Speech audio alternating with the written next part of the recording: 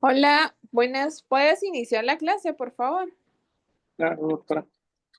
Bueno, ¿qué tal, compañeros? Mucho gusto. Yo soy Omar García, soy residente del primer año de oftalmología del Instituto Guillermo Ábalos.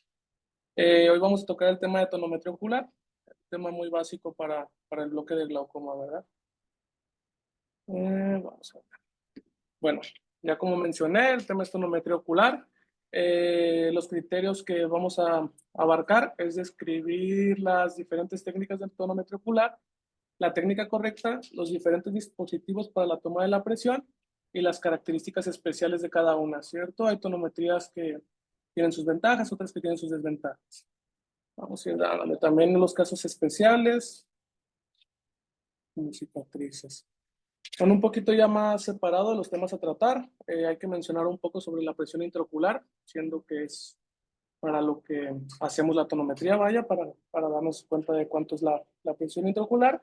Vamos a hablar un poco de la distribución en la población y su relación con el glaucoma, también un poco sobre las propiedades de la córnea, puesto que es el órgano donde trabajamos, ¿no? Donde estamos haciendo las medidas. Hablaríamos un poquito de la paquimetría, de la biometría, de la biomecánica de la córnea, de los tipos de tonómetros que tenemos y las técnicas de cada uno, y hablar de la técnica pues que más usamos, vaya, la tonómetro de aplanación por Goldman. Bueno, la tonometría ocular, como ya sabemos, es una técnica no invasiva fundamental en la exploración oftalmológica para el adecuado el abordaje clínico. Existen muchos métodos de tonometría, cada uno con sus ventajas y sus desventajas. Sin embargo, no todos los métodos utilizados son precisos en su totalidad y existen varias fuentes de error, ya sea por el operador o ya sea por la misma situación clínica del paciente. Ya como primer apartado, la presión intraocular y su distribución. Para hablar un poquito sobre la presión intraocular normal, esta puede definirse dependiendo muchos escenarios, pero en personas susceptibles a glaucoma, la presión intraocular normal se define como aquella que no causa un daño glaucomatóseo directamente a la cabeza del nervio óptico. Anteriormente, y se siguieron haciendo estudios epidemiológicos para sacar un promedio de la presión. En 1958 se realizó una toma múltiple a 10,000 pacientes con el tonómetro de Schütz, en donde la PIO media en la población general era aproximadamente de 15,5 milímetros de mercurio, con una desviación estándar de 2,57, pero lo podemos redondear en 2,6. Existía un sesgo mayor, había mayor predominio en pacientes mayores de 40 años, donde la presión aumentaba. La influencia genética se ha estudiado de diferentes formas, sin embargo, no hay como un gen relacionado específico que nos pueda decir que teniendo eso vamos a desarrollar glaucoma. En aquellos estudios se dio como una PIO límite para dar tratamiento a los 21 milímetros de mercurio. Sin embargo, eso es una forma pues errónea, ¿cierto? Porque hay pacientes que tienen presiones menores a 21 milímetros de mercurio que están desarrollando un daño al nervio óptico, y hay personas que estamos con presiones mayores a 21 milímetros de mercurio donde las excavaciones completamente sanas.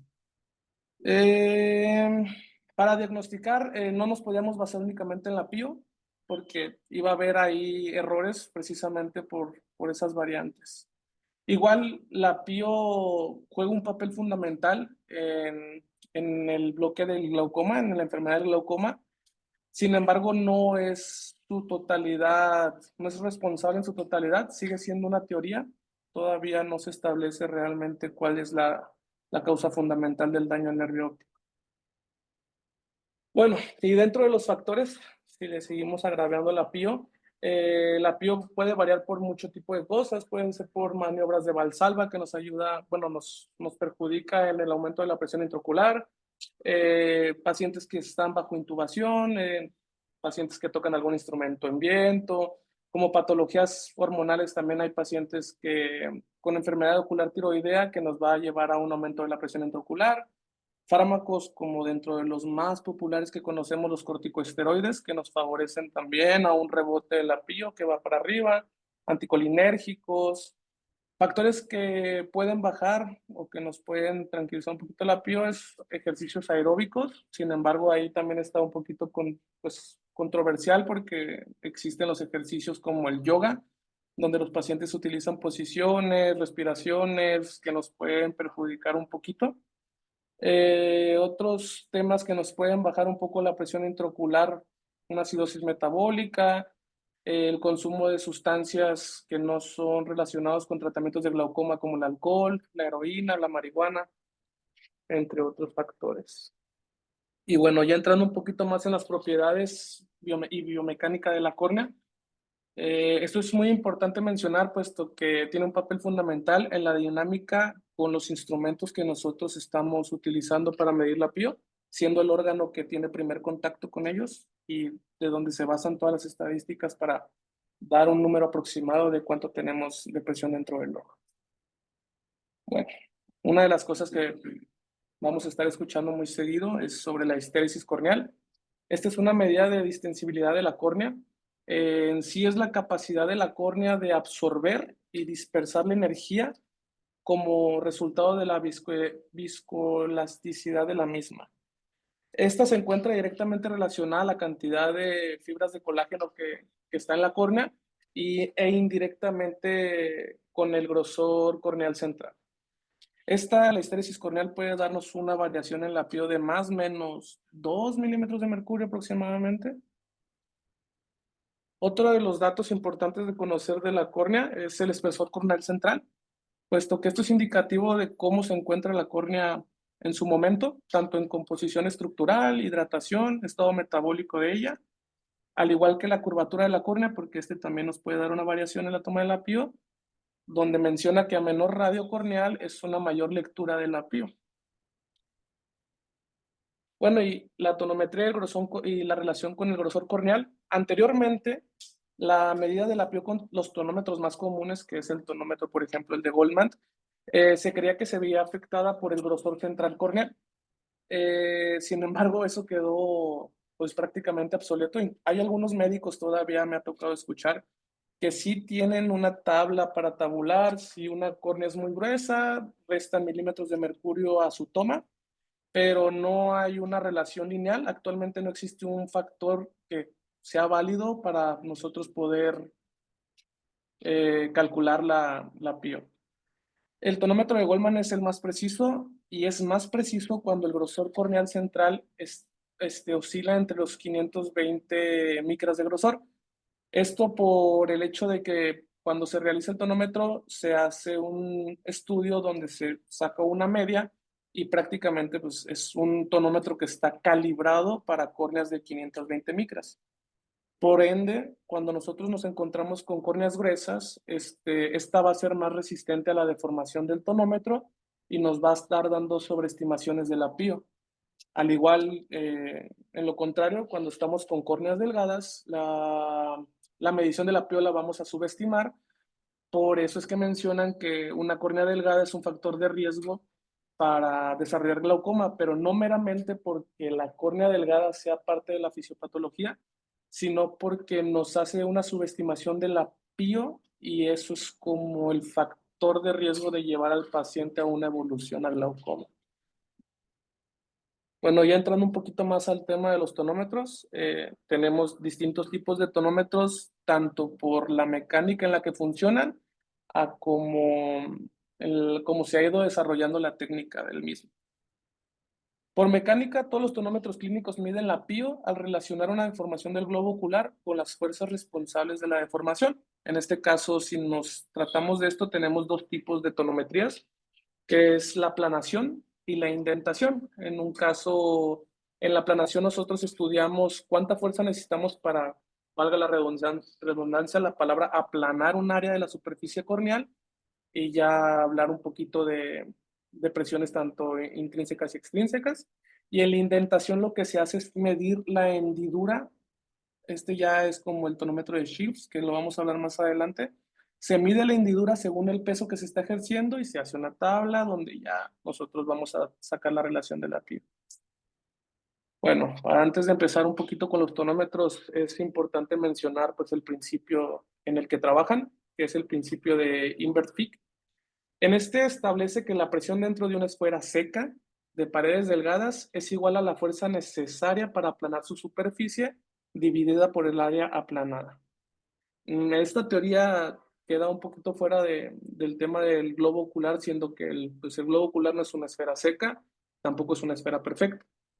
Sin embargo, se menciona, ¿no? Aquí estamos ejemplificando la fuerza en W, la esfera adentro. Si nosotros hacemos caso a lo que dice el principio de Inverfic, establece que la fuerza de la esfera, la presión que está dentro de la esfera, es igual a la presión que esté ejerciendo por fuera hasta llegar a un momento de aplanar cierta superficie, que en este caso son 3.06 milímetros.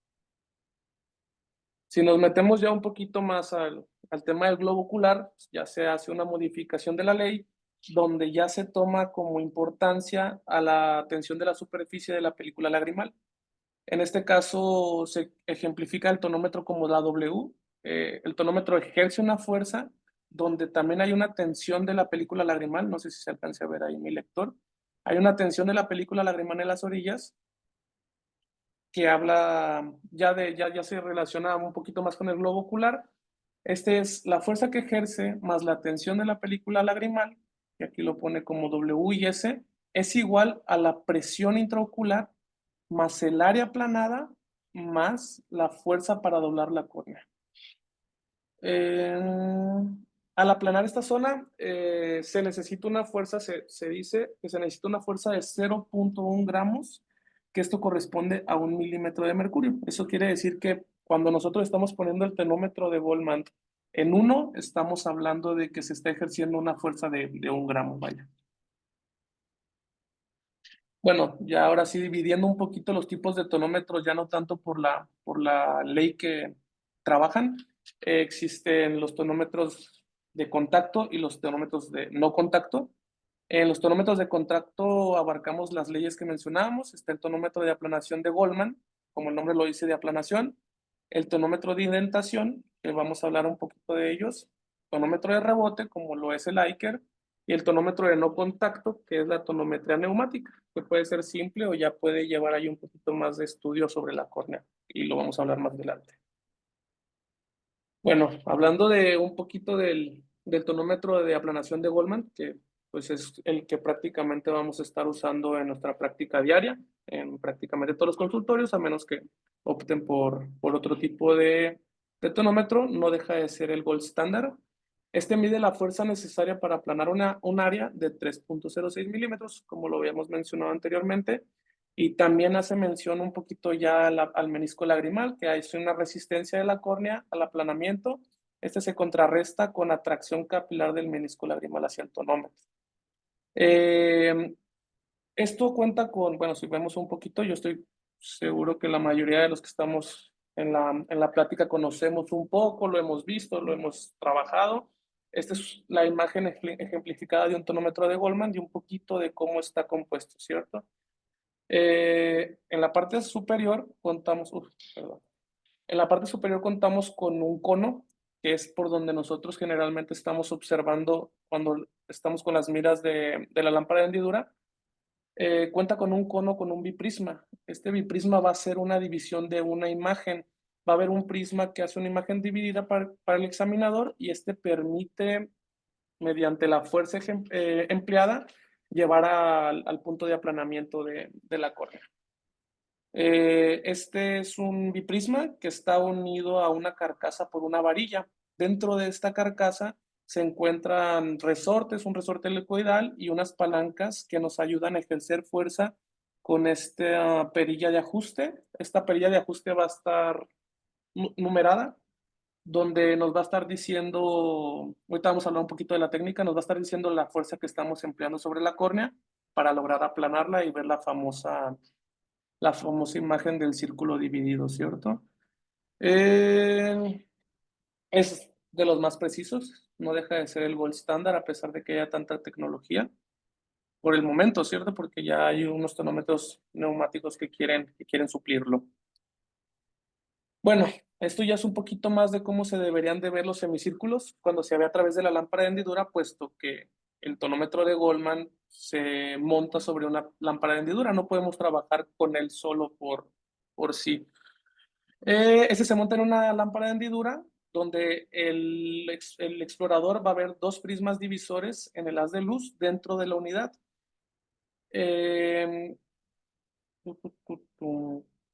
Ok, lo del menisco lagrimal, y aquí está lo de la perilla que explicábamos un poquito en la imagen previa.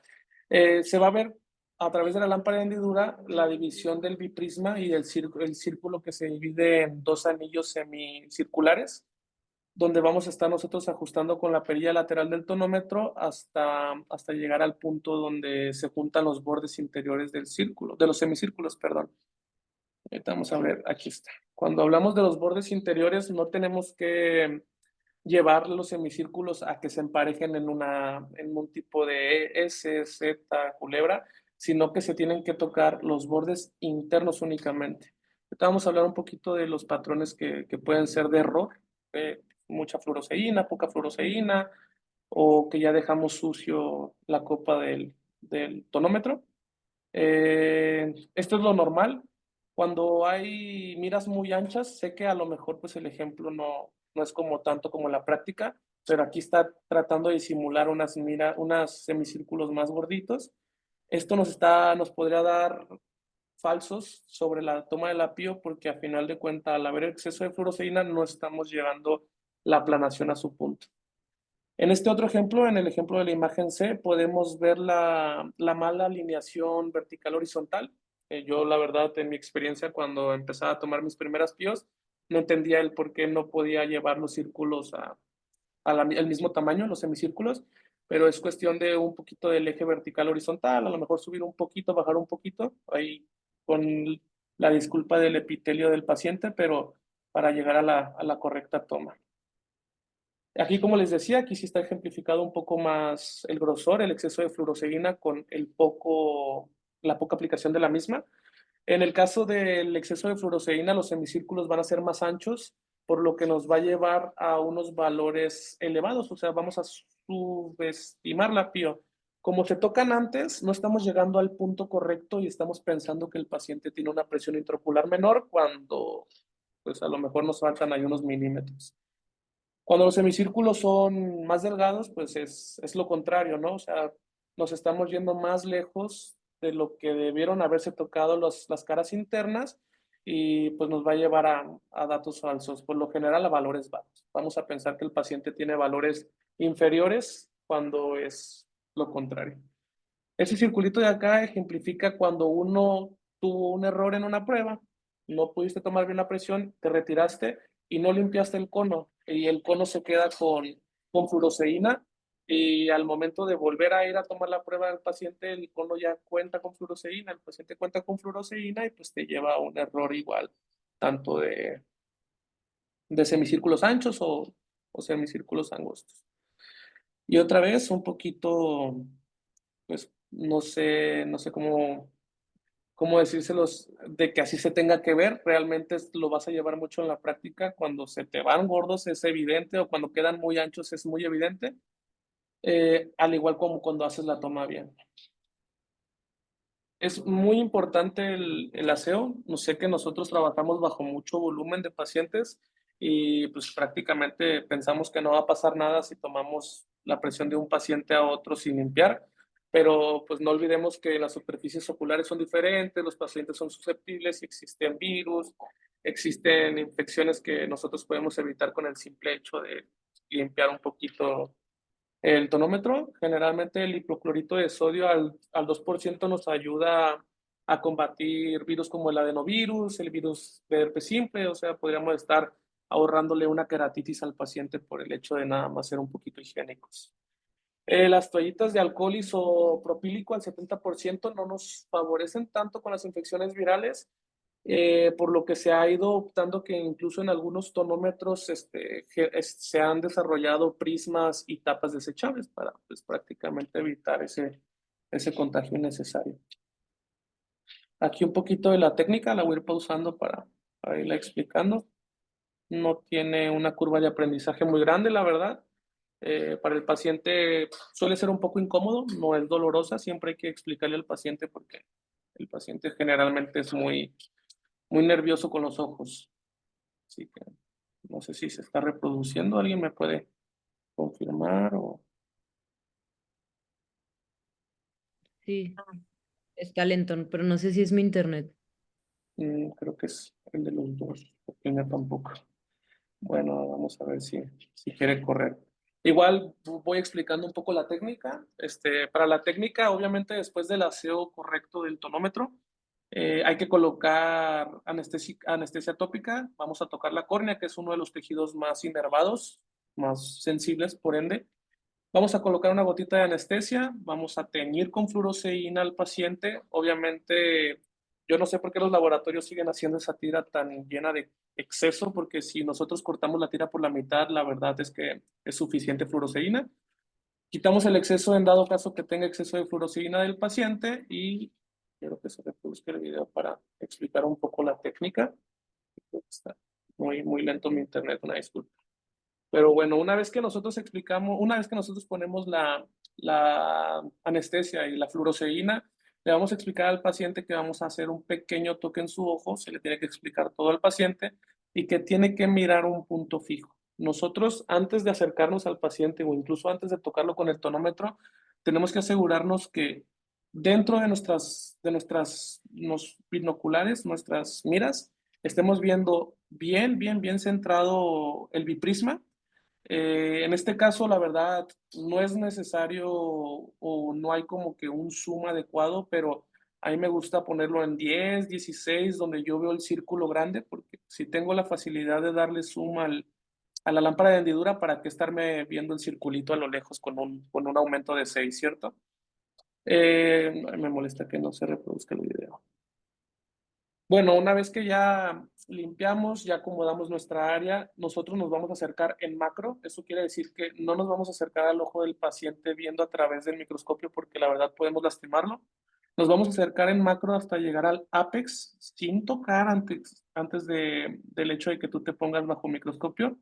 Llegas al ápex, tratas de estar lo más centrado posible, le pides al paciente o que vea tu oreja contralateral o podemos poner el punto de fijación o incluso nosotros acostumbramos mucho a pedirle al paciente que voltee a ver al maneral donde nosotros hacemos los cambios de aumento de la lámpara de hendidura.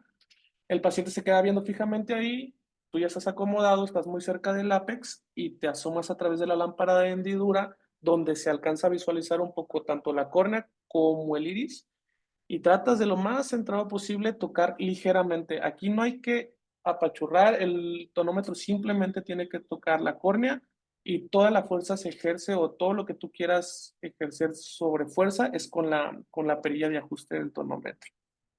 Igual, pasamos al otro ojito, hay que hacer el aseo y listo. Ahí les pido una disculpa que el video se haya quedado trabado. Era un video muy breve de una explicación buena. Y bueno, entrando en otro tipo de tonómetro, este también cumple las mismas físicas, vaya. Este es otro tonómetro de aplanación contrabalanceado. Este es igual, un prisma de imagen dividida que se necesita tinción bajo fluoroceína. Y las ventajas de este es que este es portátil. Este se puede tomar en posición tanto vertical como supina en pacientes hospitalizados, en pacientes que no podamos en las lámparas de hendidura llegar con el tonómetro. Este nos favorece muchísimo. Una cosita, una disculpa también, dentro de la técnica se me olvidó, la luz tiene que ser azul cobalto para que resalte. Se puede tomar con otras luces, pero lo ideal al hacerlo con la tinción de fluoroceína será mucho más fácil si nosotros ponemos la intensidad de la luz a tope, a unos 60 grados y que ilumine directamente el fondo del prisma, que fue una de las cositas que se me pasó en la técnica. Bueno, el tonómetro de Perkins prácticamente cumple se basa en la misma física que el tonómetro de Goldman, sin embargo, este tiene sus ventajas al ser portátil. Esto nos ayuda a pacientes hospitalizados, en su caso, cuando en hospitales donde tengamos que hacer alguna interconsulta. Los tonómetros tipo MAC, este usa anillos para aplanar suavemente la córnea. Este se basa un poquito de ambas físicas. Hay una indentación de la córnea al mismo momento que hay una aplanación. Este nos ayuda, la PIO es igual a la presión de cuando el centro del anillito, porque el tonómetro tiene un anillito y una punta, está cubierto por la córnea aplanada. Tiene un transductor. Este transductor nos ayuda a tener la medición de la PIO en distintas tomas. Hace un promedio de 4 tomas y las valida. Este tonómetro nos ayuda mucho en casos como pacientes que tengan alguna cicatriz corneal, algún edema corneal. Es libre de posición, también es móvil. Y las desventajas de este tonómetro es que cuando hay PIOs bajas, el tonómetro las sobreestima y cuando hay PIOs altas, las subestima. O sea, cuando hay PIOs muy bajas, el tonómetro las marca un poco más altas y cuando hay PIOs muy altas, las marca un poco más bajas, que eso podría ser un problema para un diagnóstico, para cualquier tipo de cosas. Al igual este ya, a diferencia del otro, pues ya no necesitamos la fluoroseína, únicamente pues la anestesia tópica por el contacto que hay directamente con la córnea. Pero ya tiene un poquito más de ventajas y de desventajas. Omar, te voy a hacer nada más Dígame. un aporte, le das poquito para la de atrás, Ujú. que era algo que yo no sabía. En este, el capuchón que tienen se le cambia. Entonces, si queda muy apretado o muy flojo, también te puede dar píos diferentes. Tiene mucho que ver, tiene que quedar exactamente bien Bien acomodado. puesto. Y donde ven el número 16 en la parte de abajo, no se nota en esta imagen, pero tiene otro numerito, que es como la Ujú. sensibilidad de las tomas de la pío. Ah, súper. Ese, tiene un 95. Lo ideal es de que Ok. tenga de 95 a 100 para que tengas una pío certera, por así decirlo. Si es por debajo de 25, esa pío que tomaste no suele ser tan confiable y hay que Hay repetirla. que repetirlo. Ok, muchas gracias. Personalmente nunca he trabajado con él, no lo conozco, pero sí tiene ahí sus ventajitas. Muchas Ujú. gracias. De nada. Vamos a quitarle el zoom a esto. Ok. Otro de los tonómetros es el tonómetro de aire. Este nos ayuda porque nos da una PIO constante, nos está diciendo la PIO constante. Esta es una cámara cilíndrica con aire. La punta es una sonda cubierta con un diafragma de silicón. El flujo de aire es constante, como lo comentaba, entre el diafragma y el borde de la zona. Al aplanar la córnea, la presión aumenta hasta que un espacio se cierra y eso ya es igual la PIO es igual a la presión del aire que se está ejerciendo. Esto nos ayuda porque se puede realizar en pequeñas áreas corneales, tanto en cicatrices como en edema corneal, exposición libre totalmente y las mediciones de la córnea se correlacionan con la esclerótica.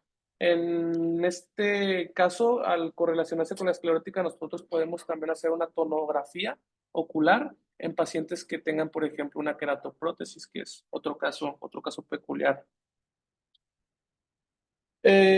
Ya entrando un poquito los tonómetros de no contacto, que estos ya son como que los más modernos, los que quieren ya investigar un poquito más la relación con la córnea, ya quieren investigar un poquito el ajuste de la PIO bajo la histéresis corneal, los grosores y todo este tipo de casos. Primero es el impacto de aire. Se determina fuerza del aire necesaria para indentar y aplanar la córnea, evitando el contacto. Las lecturas obtenidas varían ampliamente. Sí, quitando un poquito que ahorita vamos a hablar del LoRa, estos tonómetros nos pueden dar falsos muy elevados, o sea, nos pueden subestimar y sobreestimar la PIO en casos especiales, en pacientes operados de LASIK, en pacientes que ya se tocó la córnea, está tratada, ya es más delgada, ahí puede tener unas variaciones. El analizador de respuesta hora, también trabaja bajo el impacto del aire, pero ya va un poquito más a investigar cómo reacciona la córnea a dicho impacto. Usa un algoritmo de corrección para la PIO que se asemeja más a las técnicas de aplanamiento y además determina las propiedades biomecánicas de la histéresis corneal. Entre una histéresis corneal baja hay un mayor riesgo de progresión del glaucoma. Bueno, hablando un poquito del LoRa, se basa en tecnología de tonómetro sin contacto, bajo aire, que utiliza un chorro de aire para aplicar fuerza a la córnea y un sistema electro-óptico para determinar la aplanación. Se desarrolló inicialmente para proporcionar una medida de la PIO similar al Goldman.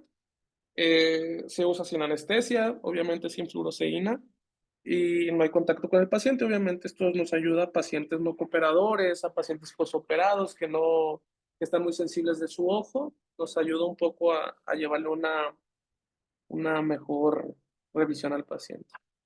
David Luz descubre que también había información de la córnea adicional en la señal de la medición y posteriormente se lanzó NORA más avanzado en 2005. Este analizador nos ayuda a ver distintos aspectos dinámicos de indentación de la córnea mediante el pulso de aire. A medida que la córnea se mueve hacia adentro y hacia afuera, genera una respuesta de velocidad creciente y decreciente. Al echar el flujo de aire, podemos medir la fuerza con la que va para atrás y la fuerza con la que la córnea regresa a su lugar. El principio se basa en, bueno, pues ya lo mencioné varias veces, en tonómetro de no contacto. Este nos habla de dos mediciones que las mencioné como a rasgos amplios. La fuerza requerida para aplanar la córnea a medida que aumenta la presión del aire es el aplanamiento de la fuerza de entrada, que es lo que yo comentaba cuando se avienta el primer aire. Estamos midiendo la primera respuesta de la córnea. Y la fuerza con la que la córnea se vuelve a aplanar a medida que cae la presión del aire es el aplanamiento de la fuerza de salida, que lo ejemplifica como la P2.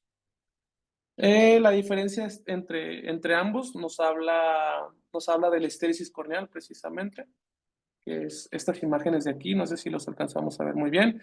Este es el P1, donde se ejerce una fuerza con aire para aplanar la córnea, donde ya está el analizador ocular, y el P2, donde la fuerza de la ablación ya regresa a la córnea a su lugar, y seguimos analizando cómo hace ese movimiento. La mayoría de mis compañeros, me imagino, ya lo estuvimos viendo un poquito similar con el Corbis. Cuando nosotros hacemos un Corbis, nos manda la estéresis corneal y hace tal cual el dibujo de cómo analizó. Bueno, no dibujo, prácticamente como tonometría, como topografía, perdón. Mide las propiedades viscoelásticas de la córnea. El factor de resistencia de la córnea lo refleja mejor con sus propiedades elásticas. Y lo normal es de tener una estéresis corneal promedio entre ojo de 9.6 y 10.7, que ya te arroja la respuesta el aparato. Otro de los tonómetros que estamos muy familiarizados con él es el tonómetro de rebote Eicher. Este también tiene como todos, sus ventajas y sus desventajas. Una de ellas el ser portátil, el no uso de anestesia. Es una curva muy baja de aprendizaje. Ahorita les voy a hablar un poquito del Eicher Home, que nos ayuda un poquito a monitorizar al paciente por las fluctuaciones que pueda llegar a tener durante el día, porque el paciente aprende solo, se le explica obviamente, y al ser la curva de aprendizaje tan baja, pues el paciente nos está cooperando en casa, cualquier día, cuando se levanta, que es cuando generalmente la PIO puede llegar a tener unos picos más elevados. El paciente se monitoriza por la facilidad, es una de sus grandes ventajas, tanto del Eicher como del Eicher Home. Sin embargo, tiene sus desventajas. Al ser un tonómetro de rebote, lo que hace este tonómetro es que avienta una sonda con una punta de plástico, y el tonómetro mide la fuerza con la que avienta la sonda y la fuerza con la que regresa posterior de rebotar en la córnea. Y esto nos puede variar mucho la PIO, ya sea en presiones muy altas, el tonómetro pues va a regresar con demasiada fuerza y la va a sobreestimar. En presiones bajas lo mismo. Nos ayuda también, sus ventajas es el uso de quirófano, pero tiene ahí un sesgo positivo entre 0.50 y 1.50 milímetros de mercurio, a comparación del tonómetro de Goldman, que sigue siendo el gold standard. Aquí el Eicher Home, yo no había visto realmente el dispositivo, el Eicher Home. Yo pensaba que incluso se le daba el Eicher normal con el que hemos estado trabajando nosotros al paciente, pero este es un poco más fácil. Se ajusta la distancia al paciente, el paciente se le explica cuántas tomas se tiene que hacer y se tiene que estar anotando, ¿no? Esto nos va a ayudar mucho al diagnóstico, al mantenimiento o al descarte incluso de una enfermedad de glaucoma. Y por último, el tonómetro de contorno dinámico de Pascal. Este tonómetro trabaja en contacto dinámico, es uno de los tipos más nuevos de contacto sin aplanamiento. Se basa en el principio de cuando la superficie de la córnea se alinea con el cabezal, que es muy similar al cabezal del tonómetro de Goldman. Este cono trae una, ¿cómo se le llama? Un transductor. Trae un transductor de la presión. La punta es muy similar, como lo mencionaba, al tonómetro de aplanación con su transductor. Este se coloca en el centro y permite medir la amplitud del pulso ocular, además de la presión. La evidencia sugiere que las mediciones de las PIOs obtenidas con el tonómetro de contorno dinámico pueden ser más independientes a las propiedades biomecánicas. Aquí ya no hay tanto tema con la histéresis corneal porque no estamos realmente jugando o moviendo la córnea, simplemente estamos colocando un contacto y el transductor se encarga de darnos la presión intraocular. No sé si también, a ver, aquí está el transductor, hay un contacto directo, sin embargo no hay una indentación, no hay una aplanación del mismo y el transductor nos va a dar un poquito la información de la presión intraocular actual. Vamos a dar un poquito de zoom porque también estos datos mencionaba de la confiabilidad de la toma. Si alcanzamos a ver la Q nos menciona que es el valor de calidad y de medición, de fiabilidad de la toma. Si tenemos un Q1 es una toma fiable. Si tenemos un Q2 o un Q3, como en su caso, es una toma aceptable. Y si en otro caso nos llegara a aparecer un Q4 o un Q5, es una toma inaceptable y se aconseja repetir la toma. Esto es muy moderno para nosotros. Y bueno, otros factores que nos pueden hacer una toma de PIO baja, una toma de PIO alta, a pesar de los ya mencionados, como no sé si escucharon que se mencionaba mucho las cicatrices corneales, el edema corneal, lo importante que algunos tonómetros tenían su ventaja, otros tonómetros tenían sus desventajas. Pues una de las causas que nos pueden hacer una PIO baja artificial es un edema corneal, es una irregularidad de la córnea como una ectasia, errores en las técnicas, no deja de ser una técnica operador dependiente. Los factores que nos pueden llevar a una PIO alta artificial, yo creo que la más común o la que más podemos cometer el error nosotros es cuando el paciente no nos coopera con los párpados y nosotros queremos abrir un poquito la apertura palpebral y ahí ejercemos un poquito de fuerza. Incluso hay pacientes que son muy nerviosos, que empiezan a hiperventilar, que empiezan a hacer maniobras de valsalva, aguantar la respiración por el estrés que les ocasiona que se acerque algo a sus ojos y eso también nos puede dar ahí un poquito de errores. Y por último, y no menos importante, no siempre vamos a estar al alcance a lo mejor de un tonómetro, que lo ideal es que siempre sea así, pero tenemos casos donde vamos de campaña, tenemos casos donde el paciente llega de urgencias y te agarra fuera del consultorio, y tenemos una técnica que es la tonodígito o la tensión táctil. Esta es posible estimar la PIO mediante tu tonodígito. Obviamente se requiere muchísima práctica y eso no hace a un experto exento de equivocarse. Realmente esta prueba puede ser útil, pero en general es más útil para comparar la presión de un ojito que de otro. Realmente, incluso en manos expertas, uno no puede decir con los dedos cuánta presión trae en el ojo. Podríamos darnos una idea si está hipertenso, hipotenso, normotenso, normohiper, por ahí, pero sin embargo no podemos nosotros en una nota poner que tiene 18 milímetros de mercurio cuando hicimos una tonodígito. Y de mi parte sería todo. No sé si tengan alguna pregunta, algún comentario. Bueno, la verdad, una clase muy completa para haber sido un tema que en realidad se hubiera dado en 5 minutos. Tú te extendiste bastante bien, entonces te felicito. Incluso eso le estaba comentando al doctor, de que las otras clases pues han sido fugaces. Entonces, y la tuya, la verdad, fue bastante completa. Te felicito, tocaste todos los tonómetros, incluso hablaste cada uno de ellos, cuáles son los puntos importantes. Aparte, también comentaste un poco de la histeresis corneal. Cuando yo llevé mi posgrado, obviamente sí había un tema exclusivo de eso. Creo que ahorita ya no lo hay. pero de igual Sí, ya manera no. estúdienlo. No todas las instituciones tienen este equipo, pero en algunas sí los pueden tener. Entonces es importante saber utilizarlo, saber cómo es la toma de la presión, por qué hay una PIO corregida, de acuerdo al histéresis y todo.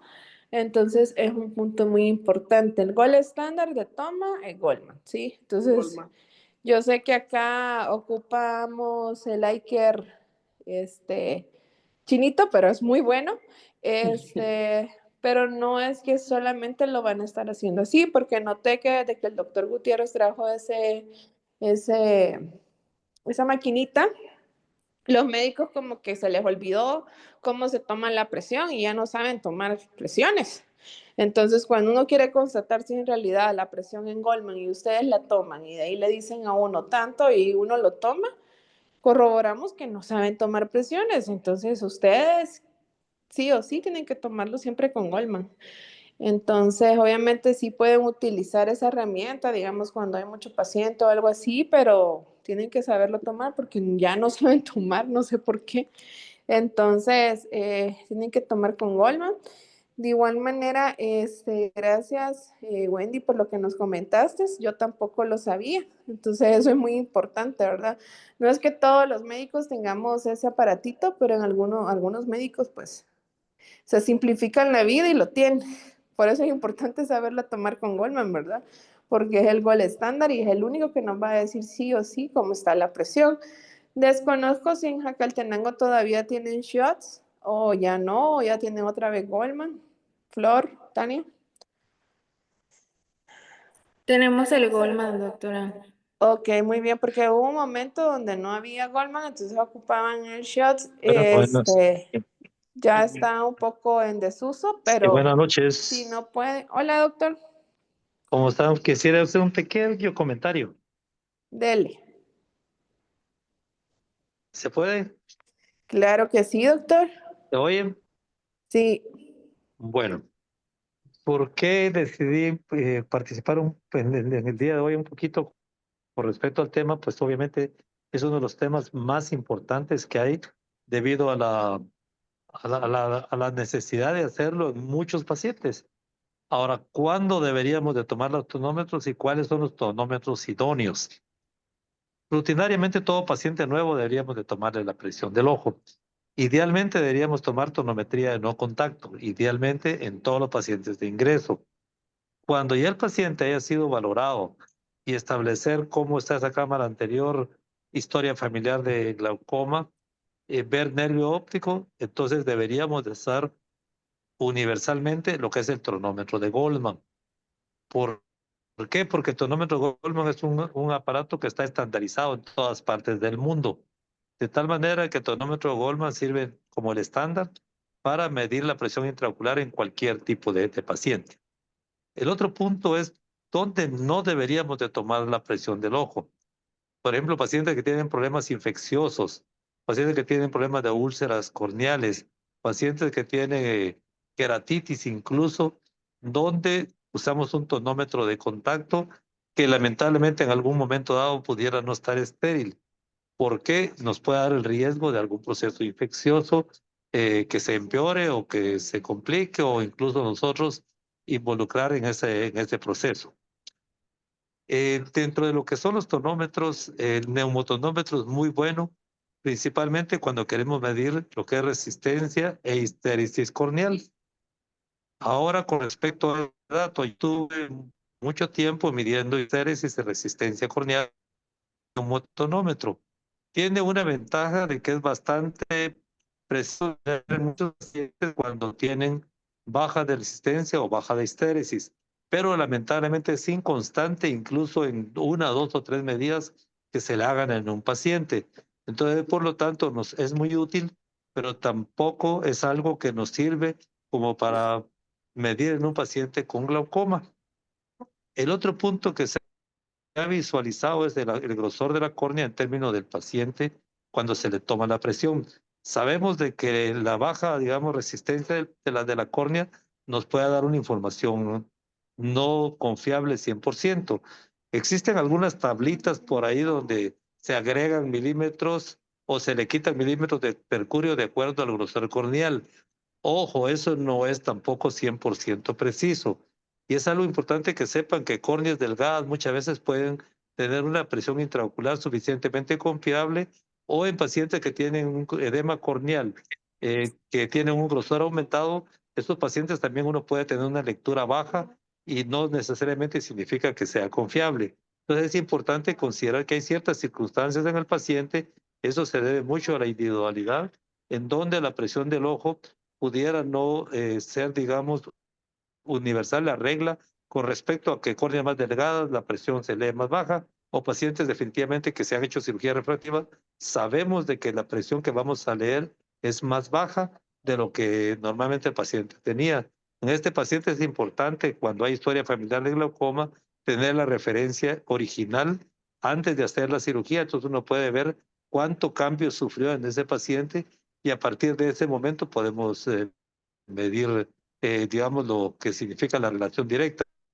Hay un paciente, por ejemplo, operado de láser, que tenía -9, -10 de miopía hace bastante tiempo. Hoy ya no operamos pacientes con ese nivel, pero cuando le tomamos la presión con Goldman, la presión es de 5 o 6 milímetros.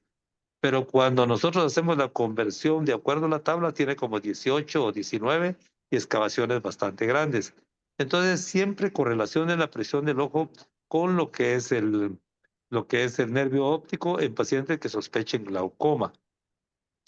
El otro punto importante que es bueno considerar que todos los tonómetros tipo iCare o de no contacto siempre van a tener lecturas mayores arriba de cuando se tienen pacientes con presiones arriba de los 30 o arriba de los 40 milímetros. Y no es tan consistente, digamos, la diferencia como cuando se miran pacientes que tienen presiones entre 10 a 25, es más o menos razonable la constancia que hay.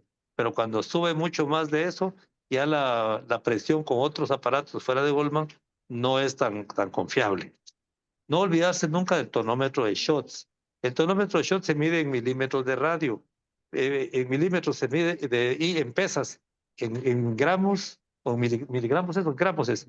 Y entonces tiene una conversión de gramos a lo que es milímetros de mercurio.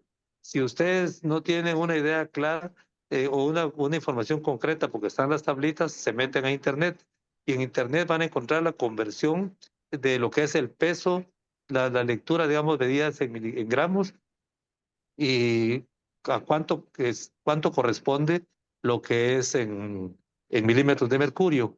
Y a medida que la presión es más alta, usualmente iniciamos con una pesa de 5 gramos, y luego de eso pasamos a una de 7.5 o una de 10. A medida que la pesa no es suficientemente adecuada para medir la presión porque está muy alta, se colocan más y más pesas hasta que, o se cambian las pesas, hasta que realmente caigamos dentro de lo que es la lectura, y existe la tabla para una pesa de 5, una de 7.5, una de 10 y una de 15. Entonces, esos aparecen en lo que son en internet, para que tengan la conversión entre lo que es de shots y lo que es de contacto. Cuando utilizamos shots, por ejemplo, en aquellos pacientes que no colaboran mucho, niños, por ejemplo, o en sala de operaciones, cuando estamos examinando a un paciente con glaucoma congénito y vamos a hacer algún tipo de procedimiento, y lo hacemos, digamos, en pacientes con anestesia general. Ojo, todo paciente que se le pone anestesia general, usualmente la presión del ojo disminuye. Entonces, no es confiable mucho la presión en un paciente en donde hemos tomado una decisión, tal vez de no operarlo, porque estamos viendo de que la presión bajo anestesia nos cayó dentro de un rango normal con excavación muy grande. No es confiable. Entonces, siempre que tome la decisión quirúrgica, deben de tomar la presión no bajo anestesia general. Yo diría que eso más o menos son de las cosas, tal vez así, que en este momento se me ocurren con respecto a lo que es la práctica, y que a quienes pacientes obligadamente deben tomarles siempre las presiones. Todo paciente que usa esteroides. Sabemos que los esteroides van a subir la presión, especialmente con la dexametasona o con la prednisolona. Todo paciente que está bajo tratamiento de glaucoma es obligatorio. ¿Por qué? Porque nos importa mucho establecer cuál es la presión meta para cada paciente. Entonces, en esos pacientes siempre deben tomar la presión intraocular y correlacionarla con lo que es el nervio óptico. en pacientes que están operados por procedimientos de retina o pacientes con glaucoma neovascular, también debe tomarse. No recomiendo tomar presiones en los primeros días de un paciente que sea operado de PRK hasta que el epitelio está intacto. En pacientes de LASIK se puede operar, se puede tomar después de unas 2, 3 semanas, pero no tan tempranamente porque uno puede mover lo que es el flap corneal.